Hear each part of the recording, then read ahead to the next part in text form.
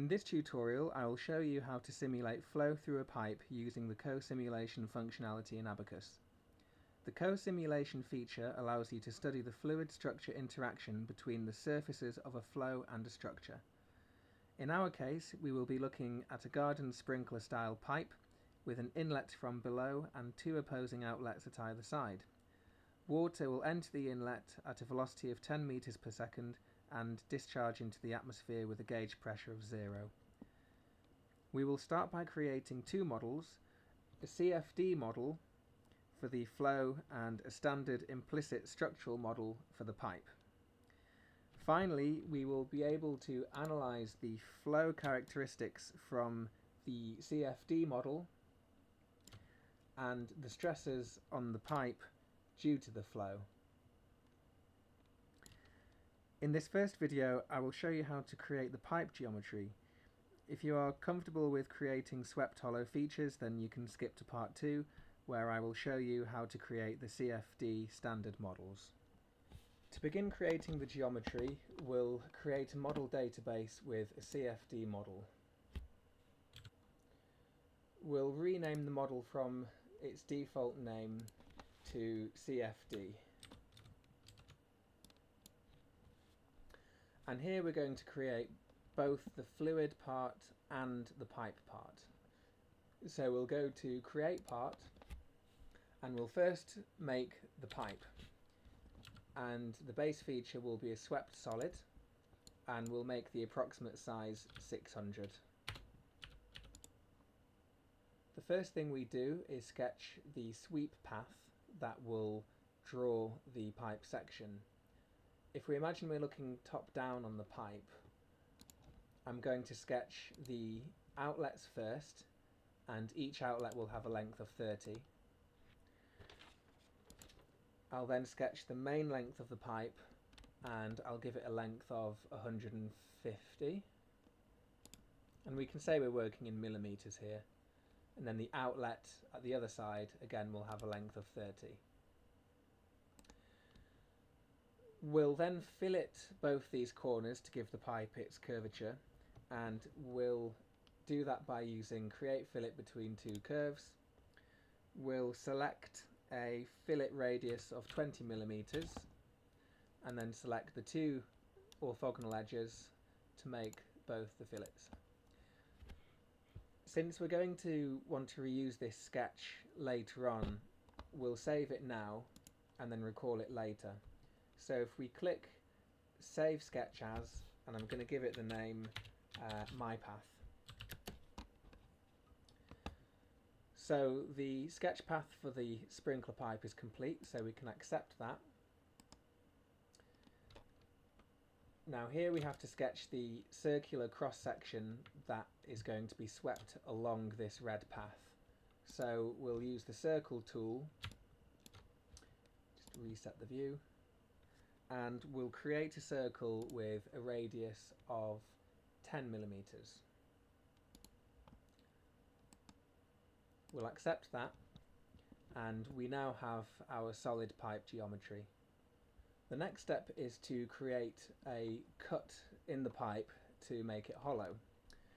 The way we do this is with this tool here, Create Cut, and if we left click and hold, we want to use Create Cut from a sweep. So we're doing essentially the same thing as before, only this time we're cutting instead of extruding.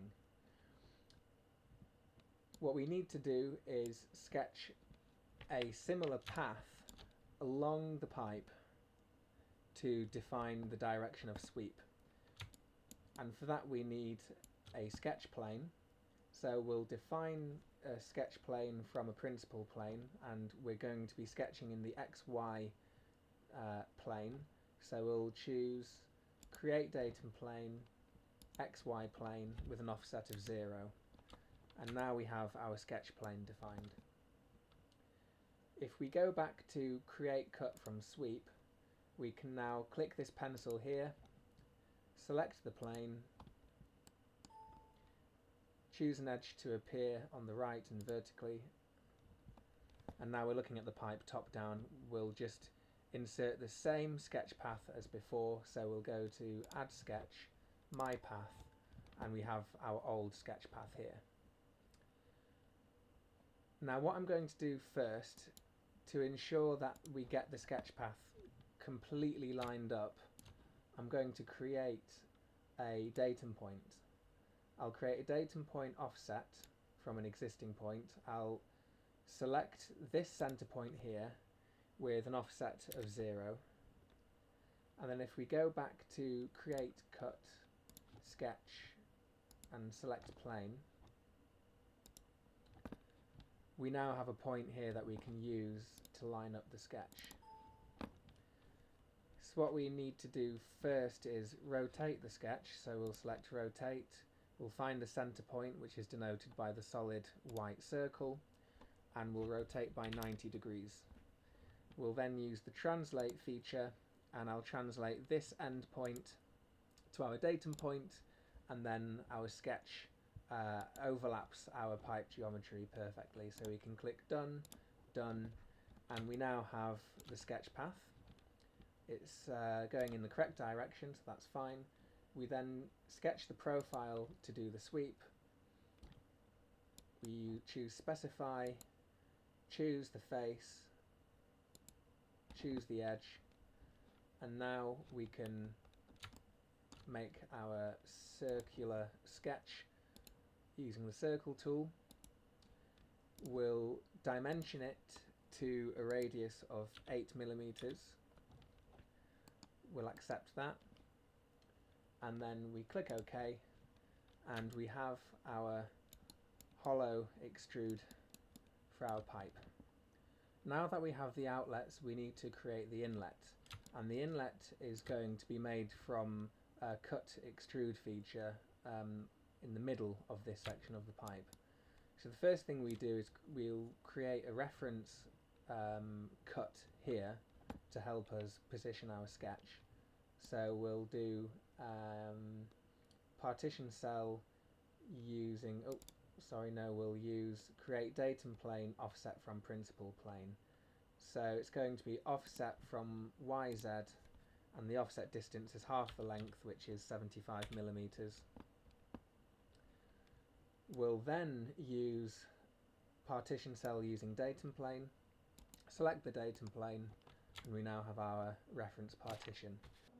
To create the solid extrusion for the inlet, use create solid extrude, select the horizontal plane, and then we use our datum partition as the reference edge. Using the circle tool, we create a circle of radius 10 millimeters, and we dimension that accordingly. Accept that. We'll reverse the direction and we'll extrude to the same length as the outlets. Then, in order to make this section hollow, we go back to create, cut, extrude. We'll choose the face as the plane, and then we make a circle with radius 8 millimeters. Accept. Check that the extrusion direction is correct, which it is. Switch the type to blind and extrude a distance of 30 millimeters. Now check that the extrusion went all the way through, and we now have the completed pipe piece. The last thing we have to do for the pipe is we have to give it a mesh. So if we click mesh, control space to change context, the geometry lights up in orange, which tells us that if we tried to mesh the part, we either have to change the element shape or partition the geometry or create a bottom-up mesh. For the purpose of this tutorial, we're going to take the easy path, and we're going to change the element type from hex to tet, and this allows us to mesh the part immediately, although for an actual analysis it would be more sensible to partition the geometry and aim for a structured mesh. So if we select global seeds and apply, and then we'll click mesh part, accept, and we now have our tetrahedral mesh. We will now create a new part which represents the fluid in the pipe. So this is going to have a very similar geometry, only we will define it with a radius of 8 millimeters so that the fluid is travelling inside the pipe. So if we go back to the parts context and we select create part, we'll then name this fluid, and again it's going to be a swept solid. Click continue and we can load the path that we used before. We're happy with that, so we'll proceed to sketch the sweep path. So using the circle tool, once more we'll create a circle. We'll give it dimension of a radius 8 millimeters. We'll accept that, and we now have our fluid. Of course we have to include the inlet portion of the fluid as well. This is exactly the same procedure as before, so I'll do that now and skip to the next part. We now have the complete fluid part with the inlet, and notice that we don't have to create an extruded cut because this fluid part is solid. We then will mesh the fluid part in the same way that we meshed the pipe. So if we go to the mesh container, make sure we're in fluid. Do the same thing again, mesh controls, tetrahedron. We'll accept the global seeds and proceed to mesh the part. The next thing we have to do is give the fluid a section, and this section will consist of water. So we'll define water as a material by double clicking on materials. We'll give the name water. We'll give it density property of 1000 kilograms per meter cubed, and we'll give it a viscosity of 0.001 Pascal seconds. We'll then define the section by double clicking sections, and we'll call this the fluid section, consisting of water.